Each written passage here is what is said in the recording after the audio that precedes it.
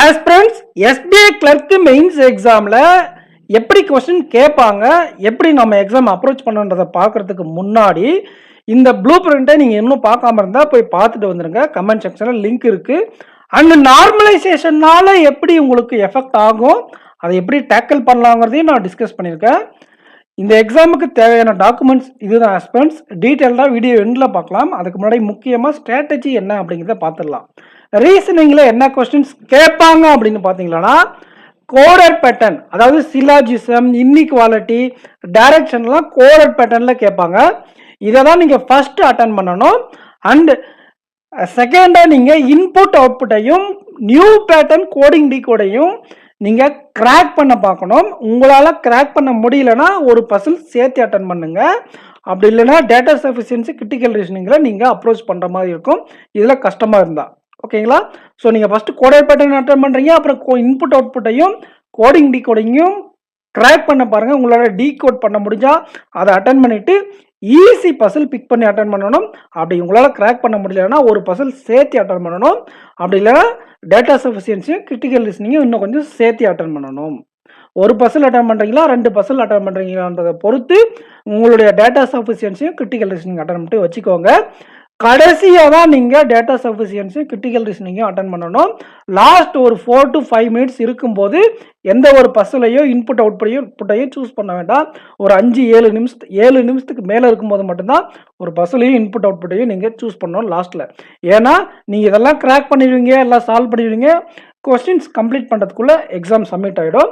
அதனால் ஒரு 7 நிமிஷத்துக்கு மேலே அதுவே ரிஸ்க்காக தான் சொல்லுவேன். முடிஞ்ச வரை பர்ஃபெக்டாக டைம் மேனேஜ் பண்ணுங்கள். கடைசியாக டேட்டா சஃபிஷியன்சி கிரிட்டிக்கல் ரீசனிங்கும் அட்டன் பண்ணுங்கள். ஓகேங்களா? ஸோ இதுதான் ப்ரீவியஸ் இயர் கேட்ட பேட்டர்ன். அதே மாதிரி தான் இருக்கும். நம்ம இது எகைன் திருப்பி வந்து பார்ப்போம். ஆப்டிடியூட் பொறுத்தவரை approximation, number series, wrong number, இதுலேருந்து ஒரு 5 மார்க்லேருந்து ஒரு 8 மார்க் வரை உங்களுக்கு கேட்பாங்க. அதை ஃபஸ்ட்டு அட்டன் பண்ணிடுங்க. நம்ம ப்ளூ பிரிண்ட்லேயே மென்ஷன் பண்ணியிருப்போம் ப்ரீவியஸ் இயரில் நம்பர் சீரீஸ், ராங் நம்பர் எப்படி கேட்டிருக்காங்க அப்படிங்கிறது. அப்ராக்சிமேஷன் கொஞ்சம் கால்குலேட்டிவாக கேட்பாங்க, அவ்வளோதான் வித்தியாசம். New pattern quadratic equation, mains level quadratic ஈக்குவேஷனையும் நம்மளுடைய ப்ளூ பிரிண்ட்டில் இருக்கும், போயிட்டு பாருங்கள் ப்ரீவியஸ் இயரில் எப்படி கேட்டிருந்தாங்கன்ட்டு. ஸோ இதை தான் நம்ம ஃபஸ்ட்டு அட்டன் பண்ணணும்.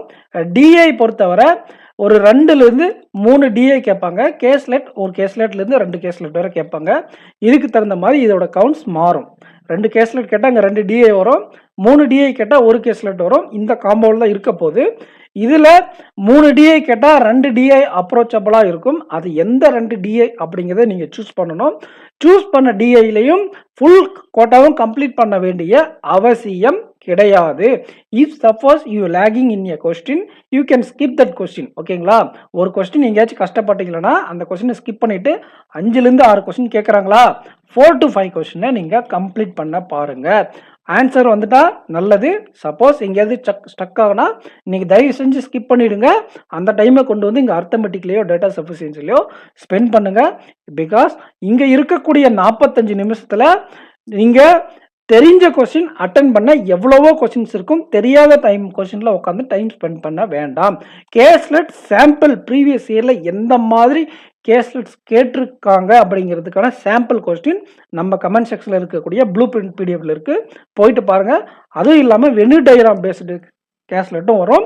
அது ஒரு சில பேர் சால்வ் பண்ண முடியும், ஒரு சில பேர் சால்வ் பண்ண முடியாது. நீங்கள் கான்ஃபிடண்ட்டாக இருந்தால் கேஸ்லெட் எடுங்க.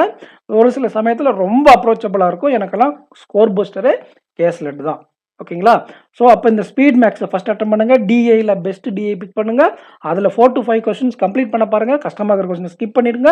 கேஸ்லெட் உங்களுக்கு ஈஸியாக இருந்தால் உங்களோட அப்ரோச் பண்ண முடிஞ்சால், ட்ராக் பண்ண முடிஞ்சால் கேஸ்லெட் ட்ரை பண்ணுங்கள். அப்படி ட்ரை பண்ணும்போது லாஸ்ட் 7 மினிட்ஸ்க்கு கீழே இருக்கும்போது கேஸ்லெட் ட்ரை பண்ண வேண்டாம். ஏன்னா பசிலுக்கு சொன்ன அதே ரூல்ஸ் தான் இங்கேயும்.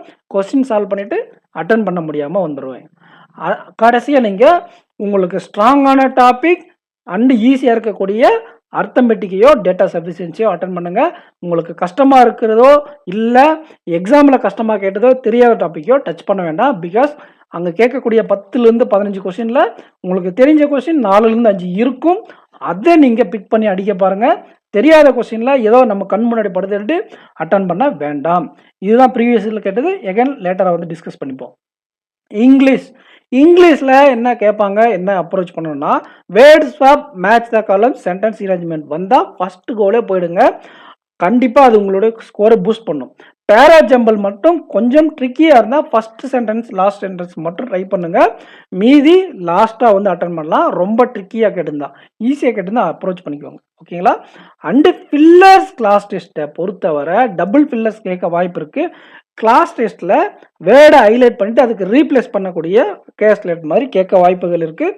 இது ரெண்டுமே உங்களுக்கு ஸ்கோர் பண்ணக்கூடிய டாபிக் தான். என்ன கொஞ்சம் இந்த டாபிக்ஸ் கம்பேர் பண்ண பட்சத்தில் ஒரு லைட்டாக ஒரு 20% கம்மியாக இருக்கும். இதில் அக்யூரேசி 5 கொஸ்டின் அட்டன் பண்ணால் 3லேருந்து 4 கொஸ்டின் கரெக்டாக இருக்க வாய்ப்புகள் இருக்குது. பட் இதில் என்ன பெனிஃபிட் அப்படின்னா, டபுள் ஃபில்லர்னா ஒரு ஃபில்லரை நீங்கள் கிராக் பண்ணிட்டாலே இன்னொரு ஃபில்லரை ஆட்டோமேட்டிக்காக சூஸ் பண்ணிடலாம். ஸோ டபுள் ஃபில்லர் இருக்கும்போது ஒரு அட்வான்டேஜாக இருக்கும். அண்ட் இன்னொன்று என்னென்னா, ஒரு ஃபில்லர் கொஸ்டினுக்கு ஆன்சர் உங்களுக்கு தெரியலன்னா அந்த கொஸ்டினை ஸ்கிப் பண்ணிவிட்டு அடுத்த கொஸ்டின் போயிடலாம். ஓகேங்களா? பட்டுன்னு இந்த ஃபில்லர்ஸையும் கிளாஸ் டெஸ்ட்டையும் எவ்வளோ குயிக்காக முடிக்க முடியுமோ முடிச்சிடுங்க. அதுக்கப்புறம் ஆர்சி போங்க. அப்படி இல்லைன்னா grammar. Depends on your strength. ஒரு சில பேருக்கு கிராமர் சூப்பராக வரும், ஒரு சில பேருக்கு ரீடிங் சூப்பராக வரும். கிராமர் வராமல் ரீடிங் வரவங்க ஆர்சி ஃபஸ்ட் எடுங்க. ரீடிங் வராது, எனக்கு கிராமர் ரீடிங் சுமாராக இருக்கும், பட் கிராமர் நான் ஸ்ட்ராங்காக இருக்கேன்னு கிராமர் பாட்டை எடுத்து வேகமாக முடிச்சுட்டு ரீடிங் பாட்டு போயிருங்க. அப்படி ஆர்சியில் அட்டன் பண்ணும்போது டைரக்ட் கொஸ்டின் இருக்கும், இன்டைரக்ட் கொஸ்டின் இருக்கும். ஆர்சிலே உங்களுக்கு பார்த்தீங்கன்னா எரர் ஸ்பாட்டிங் கேட்பாங்க, வேர்ட் ஸ்வாப் கேட்பாங்க. இதெல்லாம் நீங்கள் என்ன பண்ணணும்னா ஆர்சியில் சூஸ் பண்ணணும். எதை ஆர்சிலேயே ஃபர்ஸ்ட் அட்டன் பண்ணணும், எதை ஸ்கிப் பண்ணணும், எதை லேட்டராக அட்டன் பண்ணணும் அப்படிங்கிறத நீங்கள் கண்டிப்பாக மார்க்கில் ப்ராக்டிஸ் பண்ணி வச்சுருக்கணும். மார்க்கில் இல்லைனா கூட ப்ரீவியஸ் இயர் பேப்பரை எடுத்து சால்வ் பண்ணி பாருங்கள். ப்ரீவியஸ் இயர் பேப்பரை எடுத்து பாருங்கள் எப்படி கேட்டிருக்காங்க, இந்த ஆர்சியை எப்படி அப்ரோச் பண்ணணும் அப்படிங்கிறத நான் வேணும்னா உங்களுக்கு டெலகிராம் குரூப்பில் ஒரு ஆர்சி சாம்பிள் ஆர்சி கொண்டு வந்து கொடுக்குறேன். அந்த ஆர்சியில் எப்படி நீங்கள் டைரக்ட் கொஸ்டின் இருக்குது, இன்டைரக்ட் கொஸ்டின் இருக்குது, அதிலே எப்படி ஸ்பெல்லிங் மிஸ்டேக் கேட்குறாங்க, அதிலே வேர்ட் ஸ்வாப் கேட்பாங்க, அதிலே ஃபில்லர் கேட்பாங்க, அதிலே எரர் ஸ்பாட்டிங் கேட்பாங்க. ஸோ அதுக்கு தகுந்த மாதிரி நீங்கள் எப்படி இந்த ஆர்சி அப்ரோச் பண்ண போகிறீங்க அப்படிங்கிறத ஸ்ட்ராட்டஜைஸ் பண்ணிட்டு போங்க. எந்த கொஸ்டின் ஸ்கிப் பண்ணணும் அப்படிங்கிறதும் உங்களுக்கு கண்டிப்பாக தெரிஞ்சால் மட்டும்தான் இங்கிலீஷில் நீங்கள் வெல்வெஸ்டாக இருக்க முடியும். மோர் தென் நாலேஜ் யுவர் எஃபர்ட். எதை ஸ்கிப் பண்ணணும், எதை ஃபர்ஸ்ட் அட்டன் பண்ணணும், எதை லாஸ்ட் அட்டன் பண்ணணுன்ற நாலேஜ் தான் கண்டிப்பாக உங்களுக்கு ரொம்ப கை கொடுக்கும். யுவர் ஸ்ட்ரென்த்துக்கு தகுந்த மாதிரி நீங்கள் கொஸ்டின் ஆர்டரை சூஸ் பண்ணணும். பட் இந்த 2 பார்ட்டையும் இந்த ஆர்டரில் தான் அட்டன் பண்ணணும். இந்த ஆர்சிக்கும் கிராமருக்கும் நடுவில் இருக்கக்கூடிய போரில் தான் எது ஃபர்ஸ்ட் அட்டன் பண்ணணும், எது செகண்ட் அட்டன் பண்ணணுன்றது உங்களுடைய ஸ்ட்ரென்த்துக்கு தகுந்த மாதிரி ஆர்சிலேயே உள்பூசல் நிறையா இருக்கும். எது ஃபர்ஸ்ட் அட்டன் பண்ணணும், எது செகண்ட் அட்டன் பண்ணணும், அதை நீங்கள் ப்ரீவியஸ் இயர் கொஸ்டினை எடுத்து ஸ்ட்ராட்டஜைஸ் பண்ணிட்டு போங்க. ஓகேங்களா? அண்டு இது ப்ரீவியஸ் இயரில் கேட்ட எக்ஸாம் அனாலிசிஸ் பேட்டர்ன். அண்டு நம்ம வாங்க நார்மலைசேஷன் பற்றி பேசிட்டு ஒவ்வொரு பேட்டர்னும் பார்த்துட்டு போயிடலாம். நார்மலைசேஷன்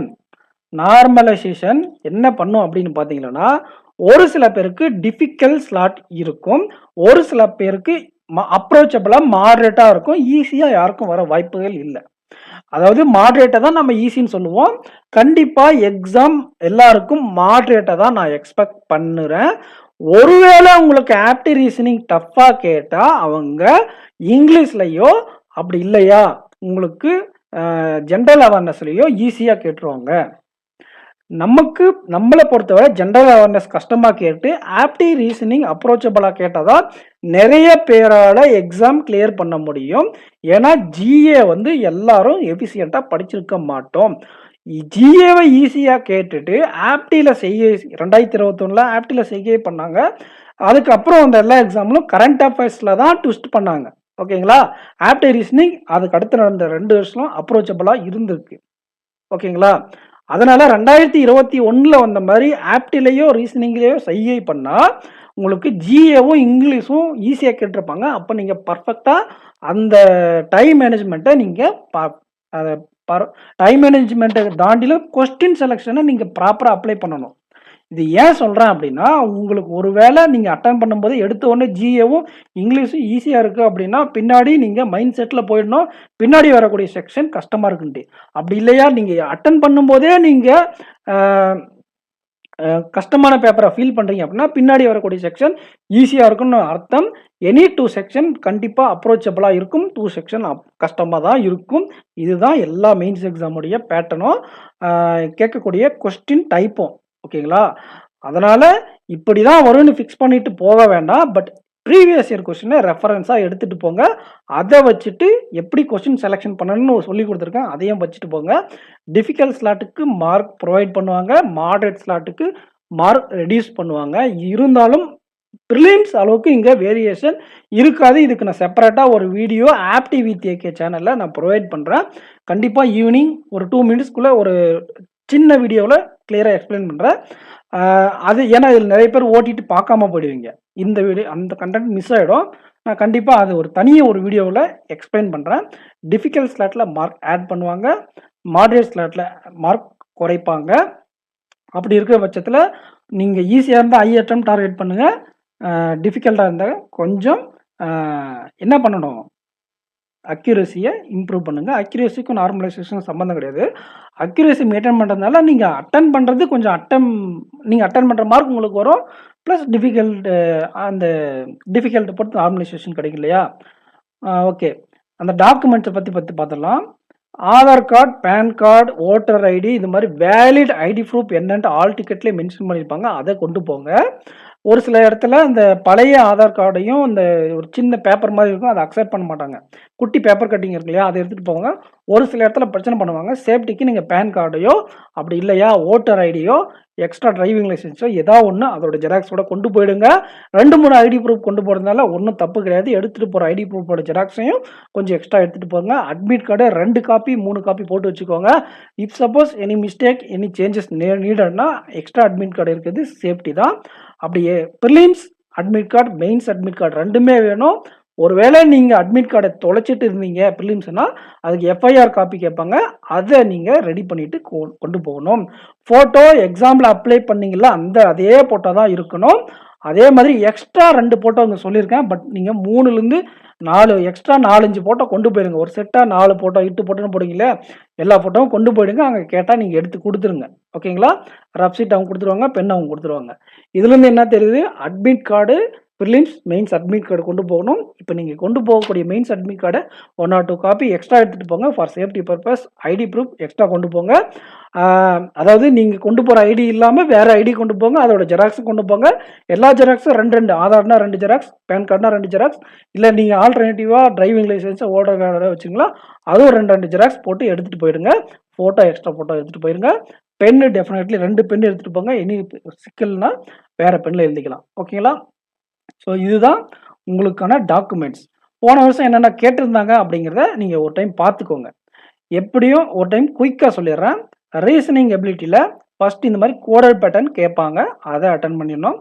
அதுக்கப்புறம் input output, machine input output, alphanumeric series, step based series, இந்த சீரியஸ் 1 சீரியஸ் 2 அப்படின்னு கொடுத்துட்டு 3 நம்பர் கொடுத்துருப்பாங்க.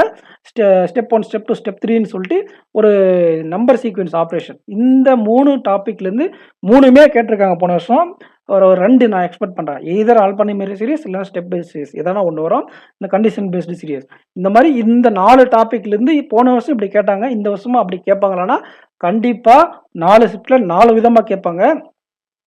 இந்த ஷிஃப்ட்டை பொறுத்தவரை இதில் இந்த கோடட் பேட்டர்ன் கம்மியாக கேட்டுட்டு இது பேர் 4 பேரும் கம்ப்யூட்டர் ஆப்டிடியூட்னு சொல்லுவாங்க. ஸ்டெப் 1 ஸ்டெப் 2 இதில் கொஞ்சம் அதிகமாக கேட்டுட்டாங்க. பட் நீங்கள் எப்படி எக்ஸ்பெக்ட் பண்ணலான்னா இதில் ஒரு டாபிக் அதிகமாகும். இந்த 4ல் எனி 2 or 3 கேட்பாங்க. இதை ஃபஸ்ட்டு கோடை அட்டன் பண்ணிவிட்டு அதுக்கப்புறம் இதை டீகோட் பண்ணி அதை அட்டன் பண்ணுங்க. அப்புறம் இந்த பசில் சீட்டிங் இருக்கு இல்லைங்களா, அந்த பசில் சீட்டிங்கில் டெஃபினெட்லி நீங்கள் ஈஸி பசில் சூஸ் பண்ணணும். ஒரு சில நேரத்தில் ஒரே ஒரு கொஷின் மட்டும் கேட்பாங்க அந்த பசிலில். அந்த டைமில் நீங்கள் சிக்கல் ஜகா வாங்கிடுவீங்க. கண்டிப்பாக 2-3 கொஷின் இருக்கான்னு செக் பண்ணி பார்த்துட்டு அந்த பசில் அட்டன் பண்ணுங்கள். ஈஸி பசிலுக்கு ஒரே கொஷினுக்கு ரொம்ப நேரம் ஸ்பெண்ட் பண்ண வேண்டாம். அண்ட் இதில் நான் என்ன பண்ணுவேன்னா இந்த box based puzzle, square based puzzle, month based puzzle, designation இருக்கு இல்லையா, என்னுடைய ஃபஸ்ட்டு ப்ரிஃபரன்ஸ் எதுவாக இருக்குன்னா மந்த் பேஸ்டு பஸ்ஸில் இருக்கும். ஓகேங்களா? ஏன்னா அது நான் நிறைய ப்ராக்டிஸ் பண்ணி வச்சுருக்கேன். அதுக்கு ஒரு பாசிபிலிட்டிஸ் எக்ஸ்ட்ரா எடுக்க தேவையில்லை. ஸோ நீங்கள் எந்த பசிலில் எந்த டாப்பிக்கில் அதிகமான ப்ராக்டிஸ் பண்ணியிருக்கீங்களோ அதை ஃபஸ்ட்டு அட்டன் பண்ணுங்கள். அது ஈஸியாகவும் இருக்கான்னு பார்த்துட்டு அட்டன் பண்ணுங்கள். ஓகேங்களா? இந்த மாதிரி வேக்கன்ட் ஃப்ளோர் பஸ்ஸில் சில பேர் ப்ராக்டிஸ் இல்லாமல் இருப்பீங்க. ஒரு சில பேர் டீகோட் பண்ணிடுவீங்க, ஒரு சில பேர் ஸ்டக்காக வாய்ப்பு இருக்குது. ஸோ எந்த பசிலில் செக் வச்சுருக்காங்களோ அதை ஸ்கிப் பண்ணுறது ரொம்ப முக்கியமான விஷயம் ரீசனிங் எபிலிட்டியை பொறுத்தவரை. ஓகேங்களா? ஆப்டிடியூட் செக்ஷன் போயிடலாம். அண்டு அதுக்கப்புறம் கடைசியாக நீங்கள் இந்த லாஜிக்கல் ரீசனிங், கிரிட்டிக்கல் ரீசனிங் இதை அட்டன் பண்ணணும். ஓகேங்களா? டேட்டா சஃபிஷியன்சி கூட சில நேரம் கேட்பாங்க, அதை லாஸ்ட்டாக அட்டன் பண்ணணும்.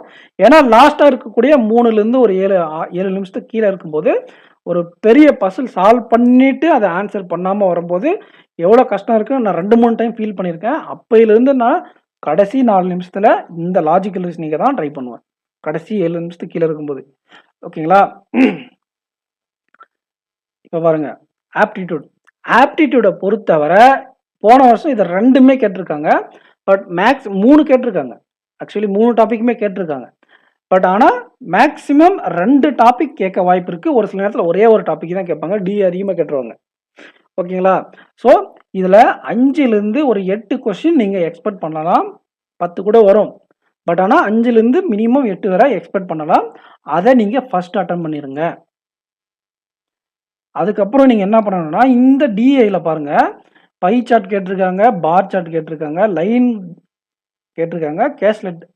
ஓகே, இப்போ பாருங்க, வென் டயக்ராம் கேஸ்லெட் அப்படிங்கிறதுனால டெஃபினெட்லி நான் இதை ஸ்கிப் பண்ண தான் பார்ப்பேன். ஓகேங்களா? நான் ஸ்கிப் பண்ணிடுவேன். அப்போ வேற என்ன பண்ணலாம் அப்படிங்கிற பட்சத்தில் இதில் 3 டிஏயும் ட்ரை பண்ண பார்ப்பேன். அப்படி என்னால் கிராக் பண்ண முடியல, 2 டிஏ தான் அப்ரோச்சபிளாக இருக்குது அப்படின்ற பட்சத்தில் 2 டிஏயை போட்டுட்டு மீதி இருக்கக்கூடிய டைமை கொண்டு போய் நான் என்னோட டைமை ட்ரெயின் சம்மிலையும் speed, distance, profit and loss, train sum and இன்னொன்று நான் ஸ்ட்ராங்காக இருக்கக்கூடிய சப்ஜெக்ட் என்ன கேட்டிங்கன்னா boat and steam, train, profit and loss, time and work, இந்த மாதிரி டாபிக் நான் ரொம்ப ஸ்ட்ராங்கு. அந்த கொஸ்டினில் நான் டைம் இன்வெஸ்ட்மெண்ட் பண்ணி அட்டன் பண்ணிட்டு வந்துடுவேன். ஒருவேளை அதை கஸ்டமர் கேட்டாங்களா அந்த மாதிரி பார்ட்னர்ஷிப் ஏஜஸ் அந்த மாதிரி நான் போயிடுவேன். ஓகேங்களா? ஸோ இப்படி தான் நீங்கள் அப்ரோச் பண்ணணும். எப்படின்னா ஃபஸ்ட்டு இந்த மாதிரி ஸ்பீட் மேக்ஸ் இருக்கக்கூடிய மெயின்ஸ் லெவலில் இருக்கக்கூடியது நான் கொடுத்துருக்கேன் பிடிஎஃபாக, கமெண்ட் செக்ஷனில் போய் பாருங்கள். அதை நீங்கள் ஃபஸ்ட்டு அட்டன் பண்ணணும். அதுக்கப்புறம் டிஐ கேஸ்லெட் சாதா கேஸ்லெட்டாக இருந்துன்னு தான் நான் ட்ரை பண்ணியிருப்பேன். டிஏ ட்ரை பண்ணிட்டு கேஸ்லெட் ட்ரை பண்ணிவிட்டு இதில் 1-2 கொஸ்டின் போட்டு கம்ப்ளீட் பண்ணுவேன். இந்த கேஸ்லெட் எனக்கு செட் ஆகாது அப்படிங்கிற பட்சத்தினால அந்த டைமை கொண்டு போய் நான் அர்த்தமெட்டிக்கில் ஸ்பெண்ட் பண்ணுவேன். இப்படி தான் நீங்கள் ஆப்டிடியூட் செக்ஷனை அப்ரோச் பண்ணுறது பெட்டர் அட்டெம்ப்டை உங்களுக்கு கொடுக்கும். இங்கிலீஷ் செக்ஷனை பொறுத்தவரை இந்த பேப்பரில் என்ன பண்ணியிருக்காங்கன்னா மேட்ச் த காலம், அப்படி இல்லைன்னா வேர்ட் ஸ்வாப் கேட்பாங்க. இது 2த்துல ஏதானா ஒன்று கண்டிப்பாக இருக்கும். 100% அக்யூரேசியாக ப்ராக்டிஸ் பண்ணியிருந்தா போட்டுடலாம். இதை ஃபஸ்ட் அட்டன் பண்ணுங்கள். Class test and double fillers நம்ம சொல்லியிருந்தோம் இல்லையா? டபுள் ஃபில்லர்ஸில் ஒரு ஃபில்லரை கிராக் பண்ணால் இன்னொரு ஃபில்லரை கிராக் பண்ண மாதிரி எலிமினேஷன் மெத்தடில் இது 2மே அப்ரோச் பண்ணுங்க. கிளாஸ் டெஸ்ட்டு கூட எலிமினேஷன் மெத்தடில் கொஞ்சம் கஷ்டம்தான். இதில் வந்து டெஃபினெட்லி எலிமினேஷன் மெத்தடில் டபுள் ஃபில்லரை அட்டன் பண்ணலாம். 5 மார்க்கு கண்டிப்பாக 4 மார்க் 3 மார்க் வாங்கிடலாம். கிளாஸ் டெஸ்ட்டில் இது 2மே கேட்டிருக்காங்க. இது உங்களுக்கு அதிகமான அட்டெம்ப்டை கொடுக்க ரொம்ப யூஸ்ஃபுல்லாக இருக்கும். ஏன் அப்படின்னு கேட்டால் ஒரு கொஸ்டின் டிபெண்டபிள் கிடையாது. அப்போ இந்த பார்ட்டை ஃபஸ்ட் அட்டன் பண்ணிவிட்டு அப்புறம் இதை அட்டன் பண்ணிவிட்டு இப்போ பாருங்கள், 2மே வந்து அப்ரோச்சபிளாக இருக்குது. என்னை பார்த்த ஆர்சியை பொறுத்தவரை 2 கேட்டிருக்காங்க, 2மே அப்ரோச்சபிளாக இருக்குது. இப்போ எனக்கு கிராமர் பார்ட்டை பொறுத்தவரை கொஞ்சம் நான் யோசிப்பேன். எனக்கு ஏன்னா கிராமர் நான் ப்ரிலிம்ஸ் லெவலில் அதிகமாக போட்டுருவேன். மெயின்ஸ் லெவலில் நான் இன்னும் அவ்வளோ இந்த அளவுக்கு நான் அதுக்கு ப்ராக்டிஸ் பண்ணல. பசில் டிஏ அளவுக்கு மெயின்ஸ் லெவலில் இருக்கக்கூடிய எரர் ஸ்பாட்டிங் நான் அப்ரோச் பண்ணுவேன். பட் நான் அட்டன் பண்ணுறது கரெக்டாக வருமானு எனக்கு அவ்வளோ கான்ஃபிடன்ட் கிடையாது. அப்படி இருக்கிற பட்சத்தில் நான் ரீடிங் காம்ப்ரிஹென்ஷன் போயிடுவேன். ஒரு சில பேருக்கு ரீடிங் நல்லா வராது, எனக்கு ரீடிங் நல்லா வரும், அதனால நான் அதுக்கு போயிடுவேன். ரீடிங் கொஞ்சம் ஸ்லோவாக இருக்குது அப்படிங்கிறவங்க எரர் ஸ்பாட்டிங் இந்த மாதிரி கிராமர் பார்ட்டை இந்த மாதிரி ஸ்டார்டர்ஸ் ஈஸியாக தான் இருக்கும். ஸ்டார்டர்ஸ் நீங்கள் ஆர்சிக்கு முன்னாடி கூட ட்ரை பண்ணலாம். ஓகேங்களா? ப்ராக்டிஸ் பண்ணியிருந்தா இதெல்லாம் அட்டன் பண்ணிட்டு ஆர்சிக்கு போனால் ஆர்சியில் உங்களுக்கு ரீடிங் ஸ்பீடு கம்மியாக தானே இருக்குது. கம்மியாக இருக்கிறவங்க என்ன பண்ணணும் அப்படின்னு பார்த்தீங்கன்னா பிக் பண்ணி டைரக்ட் கொஸ்டின் மட்டும் தேடி அட்டன் பண்ணுங்கள். ரீடிங் ஸ்பீடு அதிகமாக இருக்கிறவங்க பேராகிராஃப் ரீட் பண்ணிட்டு நீங்கள் கண்டிப்பாக டிஐக்கு ஆர்சிக்குன்னு ஒரு ப்ராக்டிஸ் மெத்தட் வச்சுருப்பீங்க, அதை அப்ளை பண்ணிங்க. இன்பிட்வீனில் இதுலேயே எரர் ஸ்பாட்டிங் கேட்பாங்க, வேர்ட் ஸ்வாப் கேட்பாங்க, இதுலேயே ஃபில்லர்ஸ் இருக்கும். அதெல்லாம் தேடி அட்டன் பண்ணுங்கள். சினானிம்ஸ் ஆண்டனிம்ஸை கண்டிப்பாக ட்ரை பண்ணுங்கள். அதில் எலிமினேஷன் மெத்தடை அப்ளை பண்ணுங்கள். ஓகேங்களா? ஸோ இதுதான் ஃப்ரெண்ட்ஸ், உங்களுக்கு இந்த வீடியோ பிடிச்சிருக்குன்னு நினைக்கிறேன். பிடிச்சிருந்தா வீடியோக்கு லைக் பண்ணுங்கள், சேனலுக்கு சப்ஸ்கிரைப் பண்ணிக்கோங்க, உங்கள் ஃப்ரெண்ட்ஸுக்கு ஷேர் பண்ணுங்கள். Thank you friends, all the best. Exam நல்லா பண்ணிட்டு வாங்க. கண்டிப்பாக இதை முடிச்சுட்டு வாங்க, அடுத்த எக்ஸாம் ஃபோக்கஸ் பண்ணலாம். குட் அட்டெம்ப்ட் என்ன, எக்ஸ்பெக்டட் கட் ஆஃப் என்ன எல்லாத்தையும் நான் சொல்கிறேன். நார்மலைசேஷன் கண்டிப்பாக எஃபெக்ட் ஆகும். அதுக்கு தகுந்த மாதிரி நீங்கள் எப்படி அப்ரோச் பண்ணணும் அந்த வீடியோவில் சொல்லி கொடுத்துருக்கேன். செப்பரேட் வீடியோ மேக் பண்ண போகிறேன். எஸ்பிஐ கிளர்க் மெயின்ஸ் எக்ஸாம் நல்லா பண்ணிட்டு வாங்க. இன்னும் ஃபீச்சர்ஸில் நிறைய எக்ஸாம்ஸ் இருக்குது. டெஃபினெட்லி இந்த ரிசல்ட் உங்களுக்கு நல்லதாக வரணும்னு நான் வேண்டிக்கிற கடவுள்கிட்ட. டிஎன் பேங்கர் சப்ஸ்கிரைபர்ஸ் எல்லாம் சீக்கிரமாக பேங்க் வேலைக்கு போகணுன்றதான் என்னோட விருப்பம். எக்ஸாம் கிளியர் பண்ணிவிட்டு வந்து ஜஸ்ட் என்கிட்ட இன்ஃபார்ம் பண்ணுங்கள். Thank you friends. Thank you. All the best.